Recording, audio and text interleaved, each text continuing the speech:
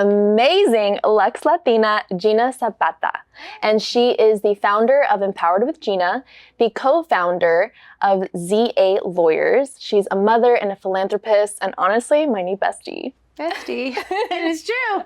Gina, oh my God, we just wrapped up my episode on your podcast, and I just feel like there's such a synergy here. Like, I feel like we could talk about anything. Like, it's so wonderful. Let's talk.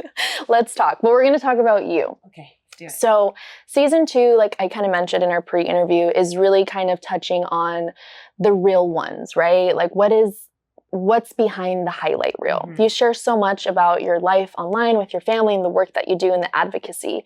But my first question to you is, who are you behind all those titles? I am an empowered woman. I am a woman who is constantly scared, doing it anyway. I am unapologetic. I am love. I am peaceful. I am happy. I am abundant. I am anything I want to be in that moment, I can be. And so it's, we're ever evolving. Talk to me about your abundance mindset. How did you acquire that? I acquired it, I think, initially in how I was raised. I grew up not the common story for a Latina from Los Angeles. My dad was an orthopedic surgeon. I grew up wealthy. I grew up having everything I ever wanted. And being exposed to that all my life, I saw how I was always in schools and rooms and vacations and places where nobody looked like me in those rooms except the people cleaning and in the kitchens, as it's still very much like that today. And I very early on saw that difference and the contradiction of that all. And the people in the rooms I was with, though, how they operated was a very abundant mindset. There was not a scarcity mindset. They viewed money very differently. Joy and wealth and enjoyment of life was to be experienced in that moment, not work, hard, suffer, don't say anything, keep your mouth closed, don't make a scene. The people in the rooms I grew up around and I went to school with had a very different reality. And again, they were not Latinos, they were not people of color.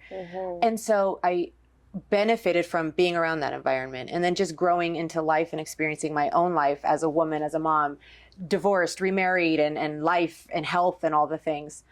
I realized that ultimately everything is how you want it to be. So and you mentioned this earlier, it's your mindset.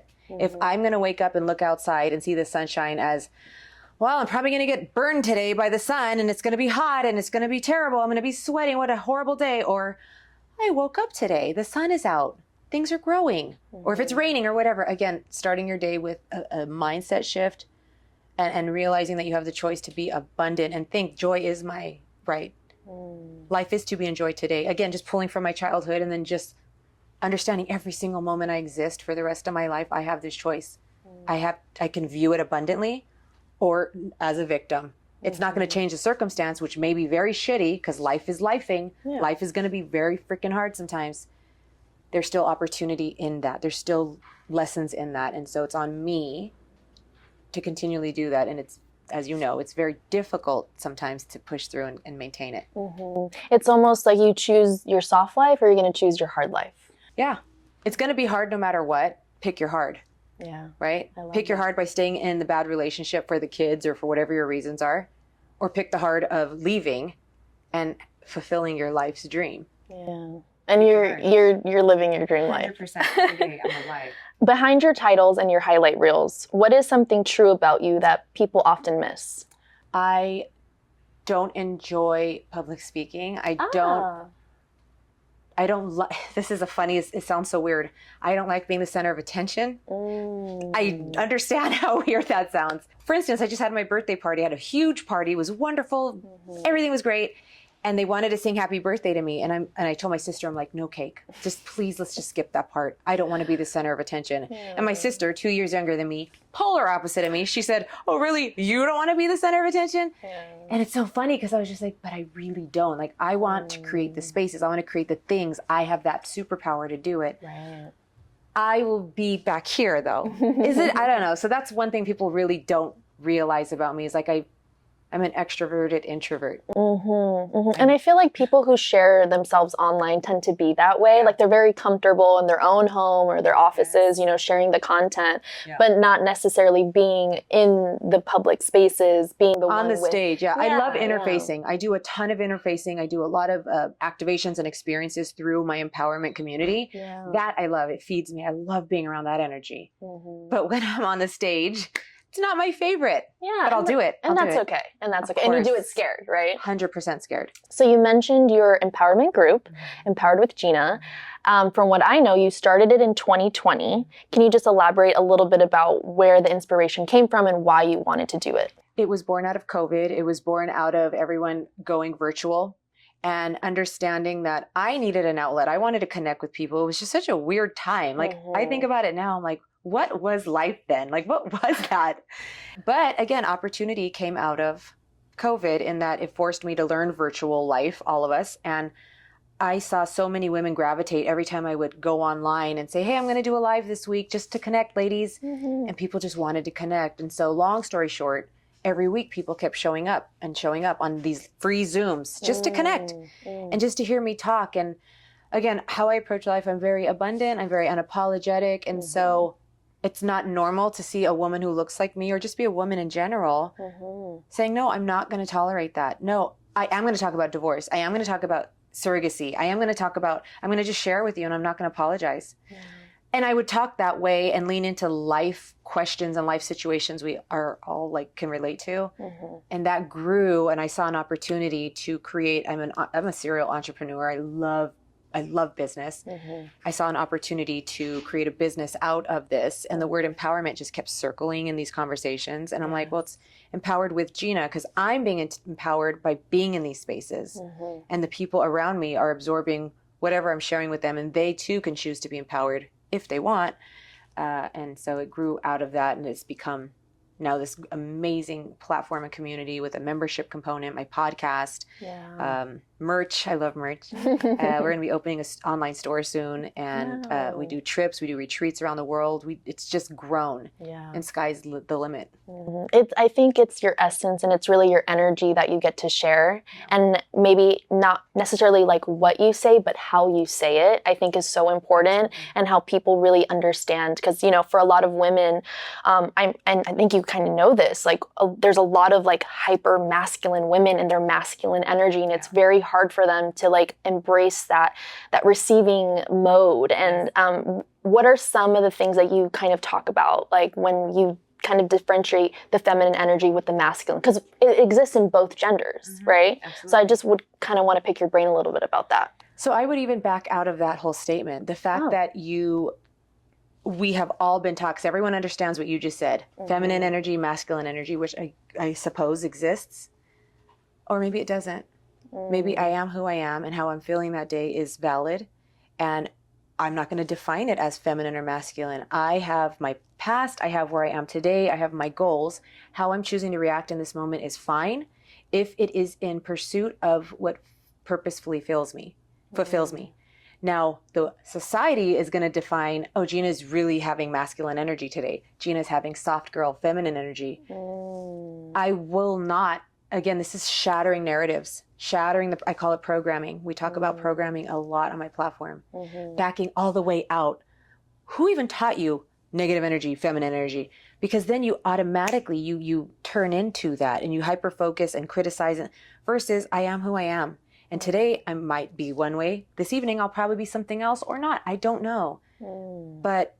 And so that's kind of an orthodox answer to that question. I love it though. I was not expecting that. I know, and most people aren't because we've been programmed to have an answer to that. But no, how about we say there is no masculine, feminine, I don't know, whatever it is.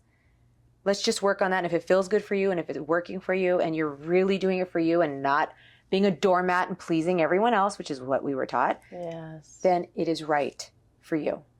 Period.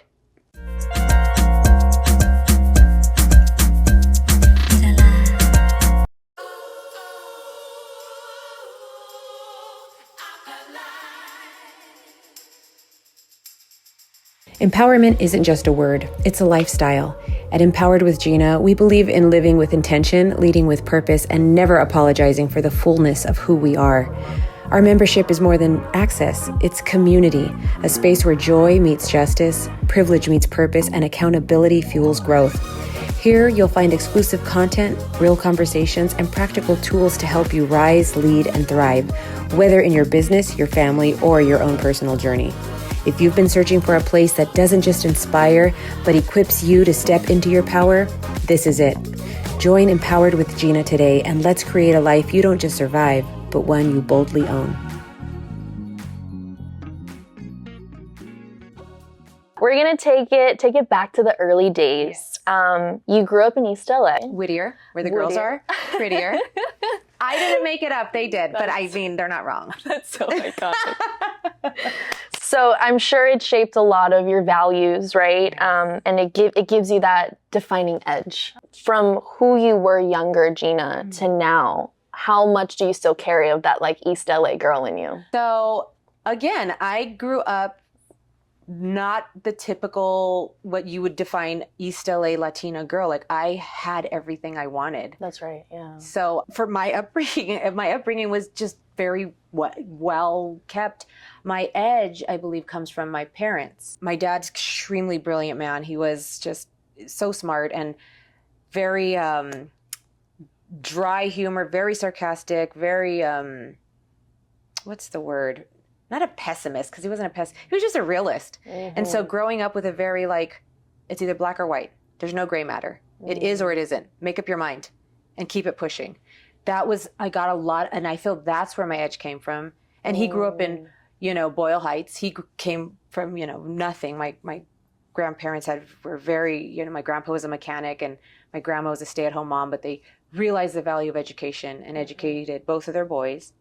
My uncle became a neurosurgeon and my dad became a orthopedic surgeon. Wow. 2 Latino kids from East L.A. Yeah. It was a huge feat at the time. Yeah. Even now it's a huge feat. But anyway, I believe that edge, the way I see things so realistically, like you're going to do it or you're not. Make up your mind here. Don't use the word try around me, by the way. Oh, I'm trying to lead. I'm trying to be healthier. I'm trying to get my life on track. Well, make up your mind. Are you doing it or aren't you? And then talk to me about it. And then my mom, equally as brilliant, she came from a City Terrace area at East LA as well. And she had a very difficult childhood, didn't finish high school. And this woman became, with my father, she became like the philanthropist of Los Angeles. And again, I feel like I get my edge. And she too is like no nonsense. But she's also very, very motivating. She has that gift where, and I know I have that gift, where people just, there's a light, there's an energy that comes out. And so that coupled, and I relish it, I'm comfortable in it, and I think that's where it came from. But yes, I think coming from my parents' journey, the edge they developed was instilled in me. Not that I had to ever struggle per se in the traditional struggle sense. Yeah. And as you talk about them, I see it. I see both so proud of the them. Motivating, the inspiration of your mother's side, but also the realism and the directness, right? There's no messing around. Yeah. I love that. I love that so much. Is there a time early on in life when it tested you and the way that you responded, it gave you a sense of who you were becoming? Oh gosh. Yeah. I guess my whole life, even now, in this moment, today, I'm being tested. And that's something important I think people should do is don't just look at your past life as, oh, those are the lessons I learned. This question that you're asking is equally as relevant today. What are you being tested by today that is helping mold you and shape you? And what decisions are you taking? I would say a big life decision that changed was getting divorced. I was the first in my friend group to get a divorce. I was, and it wasn't I didn't divorce because it was this horrible situation. In fact, nothing was technically wrong. And I was a mom of 2 young girls, 6 and 3 years old at that time. And the societal and cultural pressure of, what are you doing breaking up a home?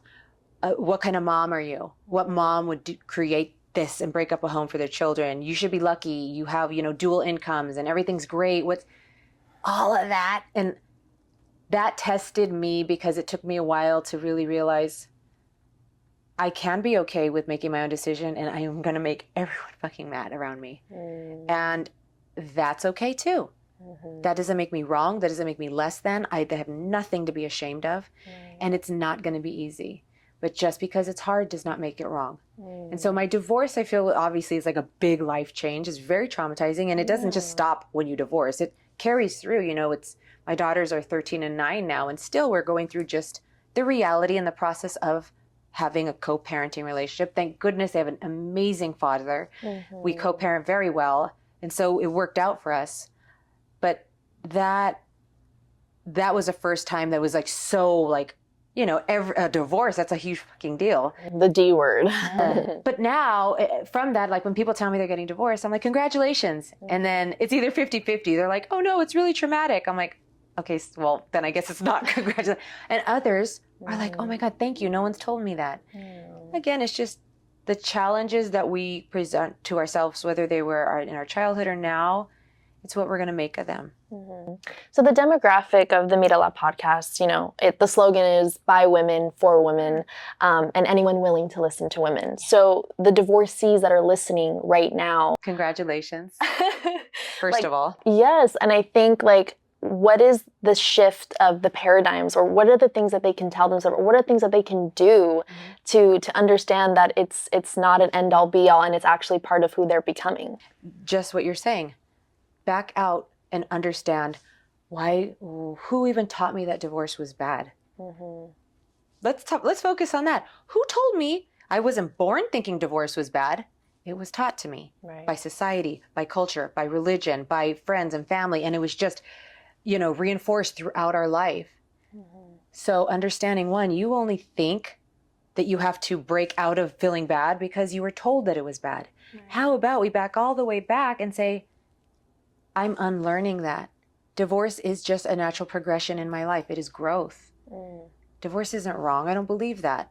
You see what I'm saying? Like you either going to feed into what you were programmed or do the very hard work and realize it's not even true. It doesn't matter if I don't believe that it matters. So it's tricky because you could get caught up in that. And then when the kids are involved and the emotions and all the things and you feel like you've done something wrong.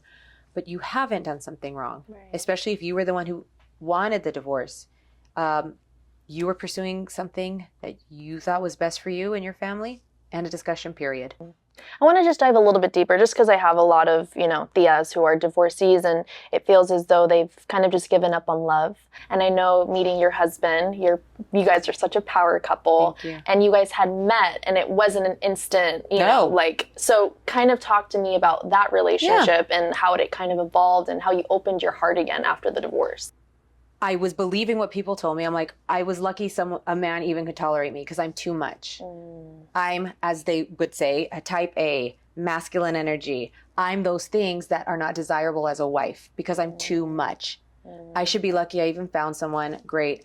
And I told myself, I'm going to be okay being alone for the rest of my life because I would rather be alone and being who I am, too much, type A, all of the categories and labels, than be here just for my own personal decision. And so, you know, coming out of it, I was content and intentional that I was just going to be by myself. And that's okay. Not, ay, pobrecita, she's by herself. That, again, is programming, an old way of thinking. And people can think that way. Fine. I will not fall into that trap. Why is it bad to be alone? Like, wow. And just timing and the universe and whatever aligned the way it did. And I met Mike. Before I divorced, I met him. And a month later, I got a divorce. I filed for a divorce. So meeting him kind of gave me the spark, like, oh my gosh, somebody thinks I'm attractive. Me? Attractive? Because, you know, when you're in it, the reality gets distorted. But I never got out of the divorce saying, I'm not in love with myself or I don't want to be in love. It was more like, I love myself so much, I'm going to be alone. Period. And if anyone does come back in my life, number one, they're going to accept my children because my children aren't baggage. I hear a lot of women say that, but I'm divorced and I have children and people see it as baggage. I'm like, first of all, how dare you even ever refer to your children like that ever again? You will not. I lead with my children are my greatest gift to the world. My children are my greatest gift I could ever have created in this life. If somebody does not align with that on the front end, I have no business talking to them. And if I do, because I think I'm going to change them or I'm in love with them, that's on my ass. Anyway, so I never fell out of love. And for people that are like, oh, well, you know, I've given up on love. Again, that's your choice. That's the scarcity mindset. Go ahead. Right. Because don't tell me it's, you know how the men are out there. Well, you know, all men are trash and all the bashing and all the things. Fine. Then they are. Right. Or I am open to love. I'm going to say yes to everything. I am going to, within my boundaries, I'm going to go for people that aren't traditionally my type. Don't tell me you have a type. That doesn't exist. That's not, that is a for sure lose-lose strategy. It's back here. How are you choosing to view this thing? Yeah. And you ladies better be getting back out there because the world is yours unless you say it's not, and then it's not. Period. That was beautiful. That was really beautiful.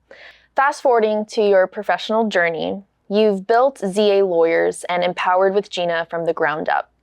Was there a moment through a challenge or trying to do it all yourself that made you rethink leadership and how much a team matters? I have it all because I don't do it all.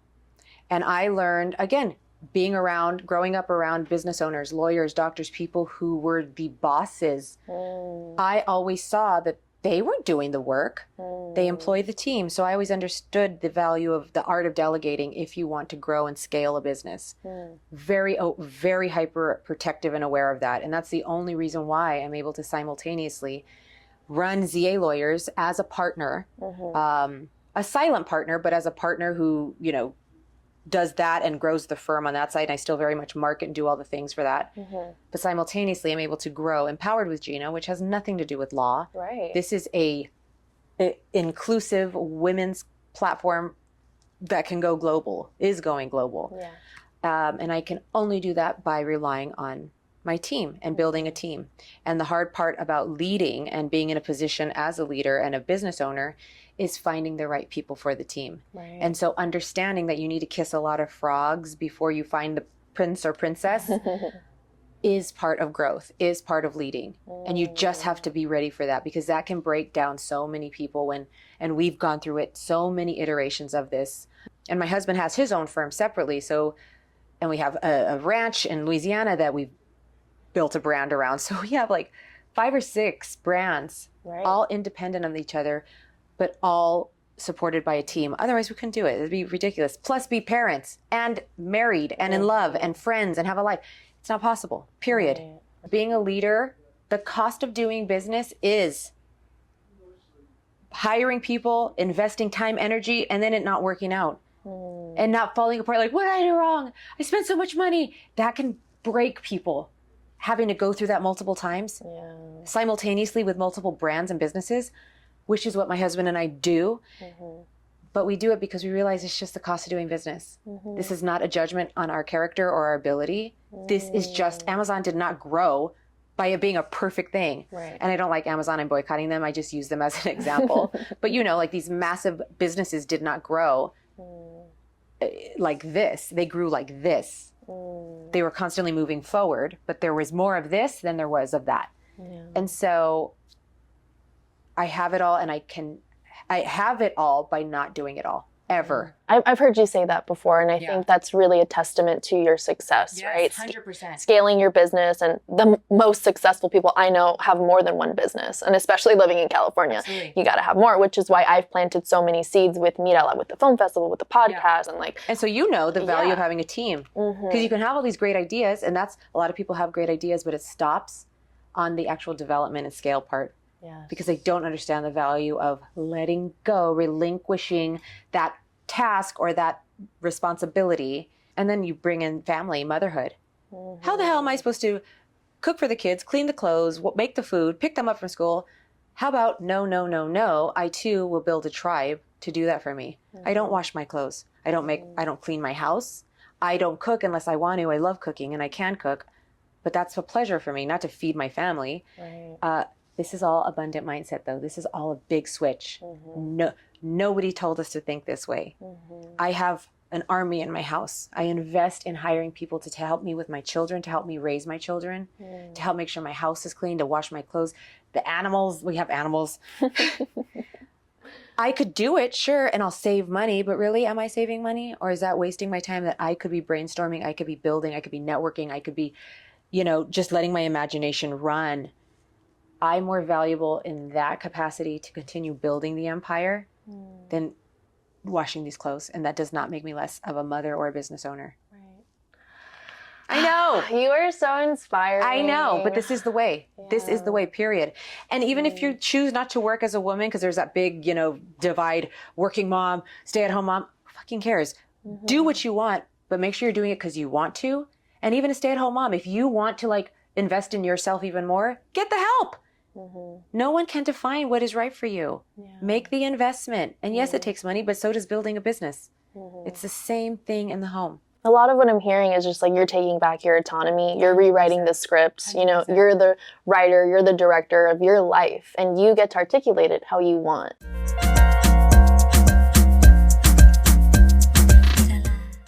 As creatives, we pour so much into our work that sometimes we run on empty. It is so important to take a break, rest, and talk to someone. NAMI provides free resources and a community that understands what it's like to balance creativity and mental illness. Sign up today at nami.org/join, because when you care for your mind, you care for your creativity. So talking about your philanthropy, Yay. Your work in the community has such a big impact. Yes. And me being a young community leader, I look at you and I'm just this, I feel like I'm looking in the future. You are. It's wonderful. What personal experiences or community needs inspired you and your husband, Mike, to create the scholarship for the first generation Latina law students? So, which I'm so proud of that one. So we don't choose to do the philanthropy. It is a part of who we are. It is a fabric of who Mike and I are. Our cup gets filled by doing these works. We don't separate out let's live our life. Oh, and make sure we give back. Our life is lived ensuring that giving back is built into it, period. My husband grew up, his dad was a Pentecostal preacher in the South in Louisiana. Charity and giving back and helping your brother and sister was what he grew up with. And he grew up with nothing, very, not well off. I grew up, again, with my parents' experience. I'm the product of the first generation education. They experienced the first gen experience. And my parents always talked to us growing up. You are growing up very different than most people. We don't look like the people that have wealth. Right. Because of that, you have an opportunity to create spaces of wealth with the resources we have in the education that I was provided. And so the scholarship was just born out of, I had graduated Loyola Law School and they invited me to be on the board of directors, which is amazing. That's awesome. Also another space where nobody looks like me, which we're going to talk about that Loyola Law School. And of course I was going to do that. I have the resources now to do it. And thankfully I have that, because then we found out the Supreme Court got rid of the affirmative action. And so that's further creating the divide of quality education to communities of color or communities of the financial wealth gap, because it's not just color. Right. It's the financial disparity. So our scholarship is designed it's a private scholarship, so I don't have to worry about what the Supreme Court ruling is. There is a fund for someone that speaks Spanish, a native language Spanish, who is a female, and they'll be a recipient of that. And then we have a lot of other, opportunities for other schools elsewhere, but it's what we have to do.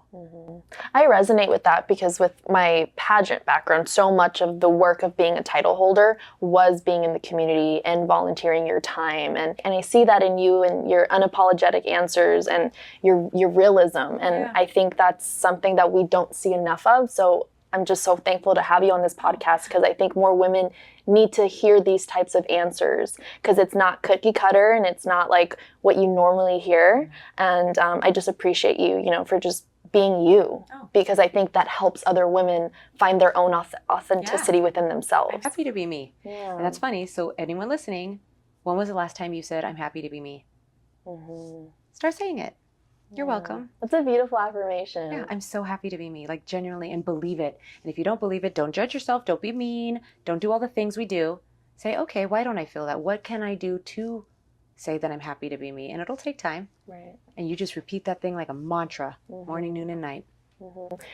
Mantras, rituals. Why don't you talk to me a little bit about yours? Okay, so I cuss a lot. And so Which I love. Actually, I love that. there are studies that say people who cuss a lot and use bad words have higher intelligence. I don't disagree. And so some people ask me, they're like, what is your mantra? How do you do it? And I'm going to tell you, shut the fuck up. When I hear that little voice saying, I'm not good enough, I don't have what it takes, my past, I'm a first gen, I'm a woman, I don't have, shut the fuck up. To yourself in the most loving way possible. Right. Shut up. I have no space for you. Like, you aren't real. I'm not going to give you any more space than you've taken up. I'm not going to deal with it. I will acknowledge the feelings because we don't want to suppress feelings. Right. I'm feeling anxious. I'm feeling scared. Not I am scared. I am, because you aren't that. That's not you. You're feeling. They're just feelings. I feel scared. I feel insecure. I feel imposter syndrome. I feel like I don't have what it takes. Acknowledged. Okay. Got you. Check. But I'm going to lower that volume all the way down. And in any moment of the day, that's kind of the ritual mantra that I will employ in the moment when I need to. Because you know when that, you can feel that anxiety building up. Totally. Your stomach gets all weird, or your tension on the shoulders. I feel that. That's my body, my nervous system signaling like, oh no, this is a scary thing. We better run. We better not do it. And then just walking myself back like, shut the fuck up. I hear you. I can feel that you're scared. Therapy has taught us, return to our breathing, recognize it for what it is. This is not harmful and it cannot hurt or kill me. We're going to do this, and we're going to do it scared. Wow. Yeah. Easy. Easy. I know. Empowered with Gina, everybody. But that's the thing. It is that easy to say that mantra. Any one of us for the rest of our lives can do that every day. The hard is that you're not going to always feel it. I can say that, but if you're really in like a shitty day, you're not going to feel it. And so your brain starts learning, well, why would I even say that? It doesn't change anything. This is a long play, ladies. This is a marathon. Trust the process. Trust the process.